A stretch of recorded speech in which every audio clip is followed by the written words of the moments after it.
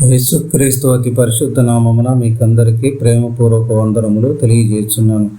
ఈరోజు దేవుని వాగ్దానము ప్రకటన గ్రంథము 3వ అధ్యాయము 8వ వచనము ఈ విధముగా వ్రాయబడి ఉన్నది. ఇదిగో తలుపు నీ ఎదుట తీసి ఉంచి ఉన్నాను, దానిని ఎవడును వేయనేరడు. మరలా చదువుకుందామండి. ఇదిగో తలుపు నీ ఎదుట తీసి ఉంచి ఉన్నాను, దానిని ఎవడును వేయనేరడు. చదవబడినటువంటి లేఖనములు యొక్క వాగ్దానము వినుచున్నటువంటి ప్రతి ఒక్కరి వినికిడిలో యేసుక్రీస్తు అతి పరిశుద్ధ నామమున నెరవేరును కాక. ఈ యొక్క వచనము మనకు వాగ్దానము ఏం తెలియజేస్తుందంటే, మన ఎదుట తలుపు తీసి ఉంచి ఉన్నాను అంటున్నాడు. ఏవైతే మూయబడిన తలుపులు ఏవైతే ఉన్నాయో ఆ తలుపులను ఆయన నేను మీ ఎదుట తీసి ఉంచాను అంటున్నాడు. కాబట్టి ప్రియ సహోదరురా, మనము ఏ దానికైనా భయపడుతున్నట్లయితే నా తలుపులు మూసివేయబడినవని నువ్వు తలంచి ఉన్నట్లయితే దేవుడు, పరిశుద్ధాత్మ దేవుడు నీతోనే మాట్లాడుతున్నాడు. ఇదిగో తలుపు నీ ఎదుట తీసి ఉంచున్నాను, దానిని ఎవడును వేయనేరడు. ఆయన మాత్రమే మూయాలి, ఆయన మాత్రమే ఆ తలుపును తెరిచేవాడుగా ఉన్నాడు. కాబట్టి మన ఎదుట తీయబడినటువంటి తలుపు ఏమిటి? అది ఉద్యోగంలో ప్రమోషన్ కొరక, లేకుంటే ఉద్యోగము కొరక, లేకుంటే మన ఆరోగ్యము కొరక, లేకుంటే మన ఆర్థిక పరిస్థితులు బాగుపడ కోసం తలుపు తీసి ఉంచాడా అనేది, లేదా వివాహము కాలేదని నీవు విచారపడుతున్నట్లయితే నీ ఎదుట ఆ తలుపు తీసి ఉంచి ఉన్నాను, దానిని గైకొనమంటున్నాడు. కాబట్టి మనము ఏ పరిస్థితిలో ఉన్నాము, విచారకరమైన పరిస్థితుల్లో, దుఃఖంలో వెళ్తున్నాము, ఆ యొక్క ఆర్థిక ఇబ్బందుల్లో, అప్పుల బాధల్లో మనం బయటపడలేని స్థితిలో తలుపులు మూయబడినవని నువ్వు ఆలోచిస్తున్నావా? అయితే దేవుడు అంటున్నాడు, ఇదిగో తలుపుని ఎదుట తీసి ఉంచున్నాను, దానిని ఎవడును వేయనేరుడు. కాబట్టి మన ఎదుట ఉంచబడినటువంటి ఆ యొక్క తలుపు తీయబడిందని తెలియజేస్తున్నాడు. కానీ మనం అది గుర్తెరగక మనము దుఃఖాక్రాంతులమై మనం ఆ యొక్క దేవుని మాటను విధేయత చూపక మనం ఏం చేస్తున్నామంటే ఆయన తలుపు తీసేయించున్నాడు, కానీ మనం దాంట్లోకి ప్రవేశించలేకపోతున్నాం. ఎందుకంటే మన మనోనేత్రములకు గుడ్డితనమును కలిగజేసి ఉన్నాడు. కాబట్టి వాక్యం అనే వెలుగులో మనం నడిచిన ఎడల ఆ తలుపు మనకు యొక్క తీయబడి ఉన్నది మనకు అర్థమవుతుంది. కాబట్టి అందులో మనం ప్రవేశించడానికి మనము ఇష్టపడేవారు ఉంటాం. కాబట్టి తలుపు నీ ఎదుట తీసి ఉంచిన సంగతి మనం ఎరగాలంటే మనము ఏమి చేయాలి అనేది అదే వచనంలో పై లైన్లో ఈ విధంగా వ్రాయబడింది. నీ క్రియలను నేను ఎరుగుదును. మన క్రియలు మంచివిగా ఉండాలి.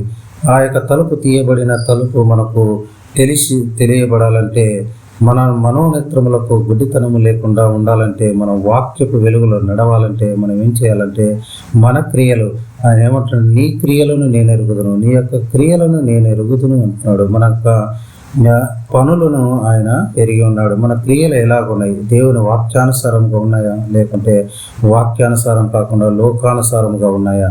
మనము గుర్తెరిగి ప్రవర్తించే వారిగా ఉండాలి. ఎందుకంటే ప్రియులారా, ఆ క్రియలను నేను ఎరుగుదును అంటున్నాడు. మనపై కనుదృష్టి ఉంచి ఆయన ప్రతి విషయమందు ఆయన మనల్ని ఆ యొక్క క్రియలను ఎరిగేవాడుగా ఉన్నాడు, చూసేవాడుగా ఉన్నాడు. కాబట్టి మన క్రియలను పరిశుద్ధంగా ఉంచుకుంటామా? అపవిత్రమైనటువంటి క్రియలు, అపరిశుద్ధమైనటువంటి క్రియలు, చెడు క్రియలను మనం చేసే వారంగా ఉన్నామా? ఎప్పటికప్పుడు దేవుని సన్నిధిలో మనల్ని మనం పరీక్షించుకొని అపరిశుద్ధమైనటువంటి మనము దేవుని సన్నిధిలో ఒప్పుకొని విడిచిపెట్టేవారిగా ఉండాలి. ఆయన పరిశుద్ధ రక్తం ద్వారా కడగబడుతూ ఉండాలి. ఎప్పటికప్పుడు మనం శుద్ధి చేసుకుంటూ ఉండాలి. కాబట్టి మన క్రియలు నీతి క్రియలుగా ఉండేగా, అనీతి క్రియలుగా ఉండగా, అన్యాయమైనవిగా ఉండగా, అపరిశుద్ధముగా ఉండగా, మనము ఒకసారి దేవుని సన్నిధిలో దేవుని పాదముల దగ్గర వచ్చి మనము ఆ యొక్క క్రియలను చెడు క్రియలు అయితే విడిచిపెట్టేవారుగా ఉండాలి. కాబట్టి మనము తప్పులను ఒప్పుకొని విడిచిపెట్టేవాడుగా ఉండాలి. మనం కప్పుకున్నట్లయితే మనకు అవి శాపంగా మారుతాయి. కాబట్టి మనం ఎప్పుడైతే ఆయన పాద సన్నిధిలో ఆ యొక్క చెడు క్రియలను విసర్జించినట్లయితే మనము ఆయన తీసి ఉంచినటువంటి తలుపును చూసేవారిగా ఉంటాము. కాబట్టి మన ఎదుట తలుపు తీసి ఉంచబడినది, కానీ మన క్రియలు ఆ యొక్క తలుపు తీసి ఉంచిన విషయాన్ని మా ఎరగకుండా చేస్తున్నాయి. కాబట్టి మన క్రియలు దోష క్రియలు ఉన్నాయా, దోషమైనవిగా ఉన్నవా, లేకుంటే ఆ యొక్క నీతి క్రియలుగా ఉన్నవా, దేవునికి ఇష్టమైనవి ఉన్నాయా, అయిష్టమైనవిగా ఉన్నవా. కాబట్టి మనము గుర్తెరిగి ప్రవర్తించే వారిగా ఉండాలి. మొదటిదిగా నీ క్రియలను నేను ఎరుగుదును అంటున్నాడు. రెండవదిగా నీకున్న శక్తి కొంచెమై ఉండినను. మనకున్న శక్తి కొంచెమై ఉన్నదని దేవుడు ఎరిగి ఉన్నాడు. కాబట్టి ఆ శక్తిని బట్టి నీవు ఏం చేసేవాడిగా ఉన్నావు. నీ శక్తి చాలదని, నేను ఈ యొక్క పని చేయడానికి నా శక్తి చాలదని నువ్వు అక్కడే ఉండిపోతున్నావా? కాబట్టి ఆ యొక్క శక్తి కొంచెమనే దేవుడు ఎరిగి ఉన్నాడు. కాబట్టి మనం ఆ శక్తిని బట్టి, నాకు శక్తి కొంచెమై ఉన్నది, ఈ పని చేయటం నాకు శక్తి చాలదని దేవుని పాదం దగ్గర పడి అడిగినట్లయితే, గోజాడినట్లయితే నీకు కావలసినటువంటి ఆ శక్తిని దేవుడు దయచేవాడుగా ఉన్నాడు.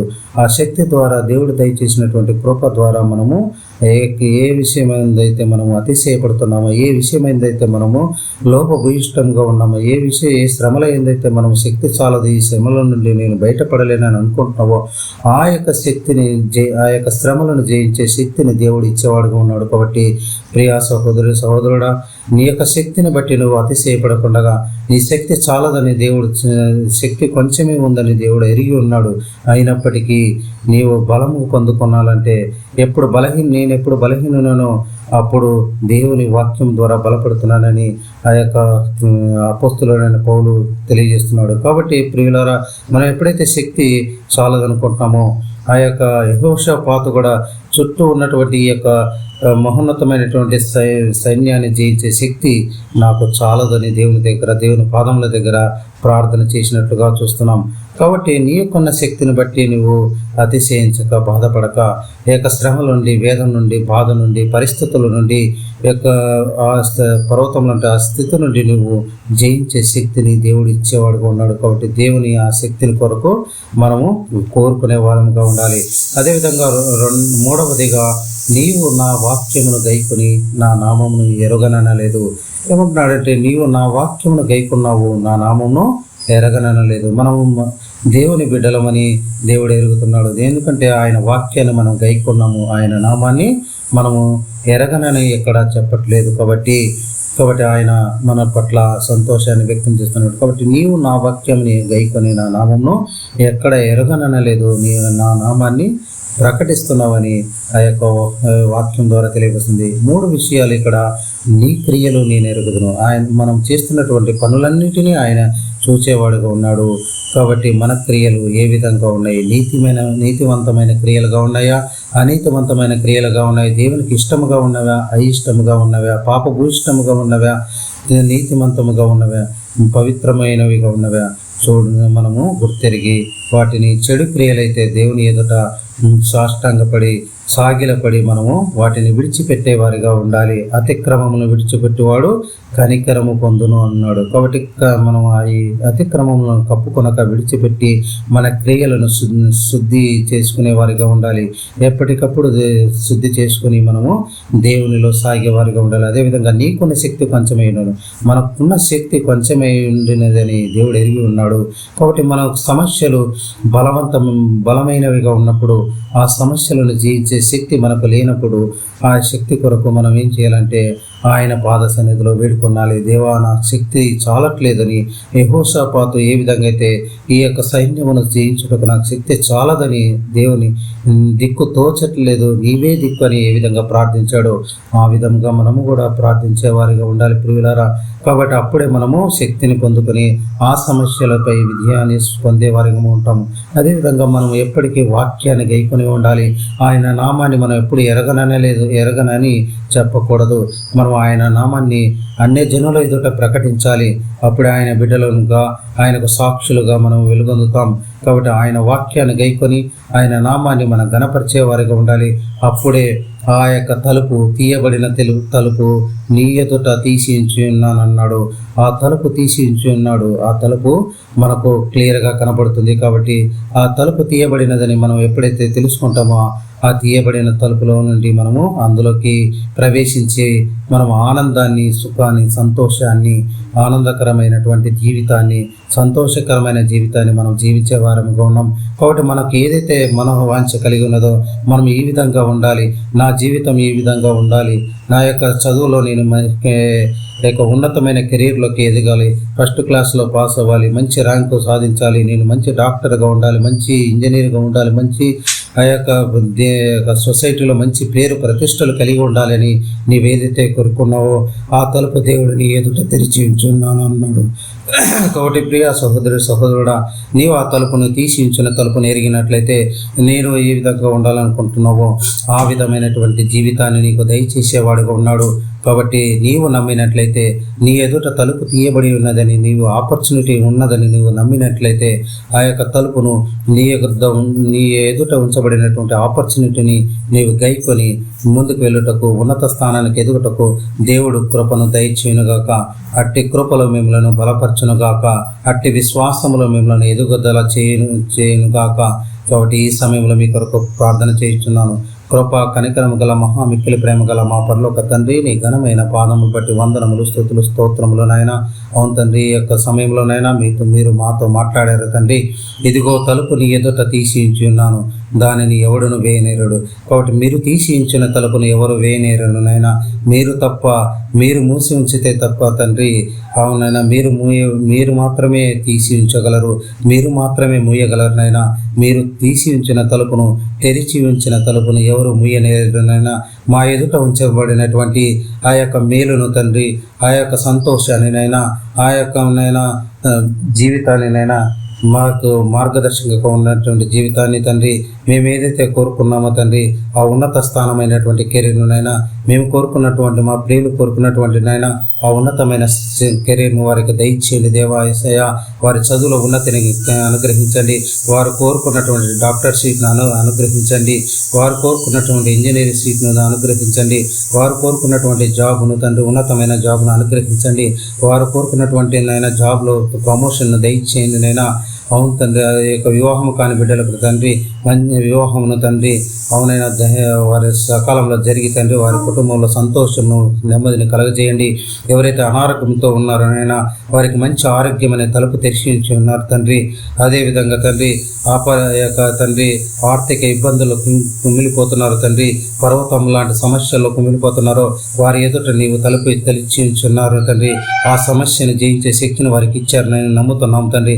వాక్యం ద్వారా, ప్రార్థన ద్వారా శక్తిని కలిగి ఉండినైనా మీరు తెరిచి ఉంచినటువంటి తలుపును వారు గ్రహించి అందులో ప్రవేశించి నెమ్మదిని, ప్రశాంతం తండ్రి, ఆ యొక్క సమస్యలపై విజయమును సాధించి వారి కుటుంబాల్లో శాంతి, సమాధానం, నెమ్మది తండ్రి, సంతోషకరమైన, ఆనందకరమైన జీవితాన్ని వారు తండ్రి రాకపోకలేదు వారు తోడై నడిపించి ఎన్నో తండ్రి విపత్కరమైన పరిస్థితులు గుండా వెళ్తున్నారనైనా.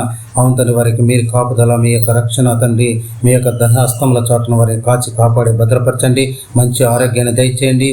మంచి తండ్రి ఆ యొక్క ఆయుష్ను పొడిగించండి నైనా. వారికి కావాల్సినటువంటి ఆర్థిక ఇబ్బందులను తీసివేసి నైనా. అవును తండ్రి, సురక్షితమైనటువంటి జీవితాన్ని, భద్రకరమైనటువంటి జీవితాన్ని, ఆనందకరమైన జీవితాన్ని వారికి అనుగ్రహించి వారి సంతోషంతో విలసిలులాగా, ఆత్మీయంగా ఎదుగులాగా ఎవరైతే తండ్రి మీరు మిమ్మల్ని సొంత రక్షకుడుగా తండ్రి అనుమతించలేదనైనా వారిని తండ్రి బట్టి ప్రార్థన చేస్తున్నాం.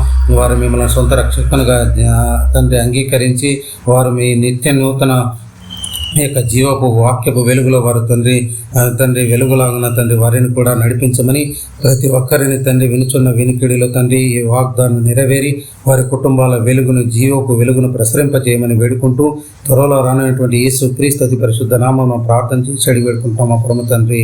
ఆమేన్, ఆమేన్, ఆమేన్.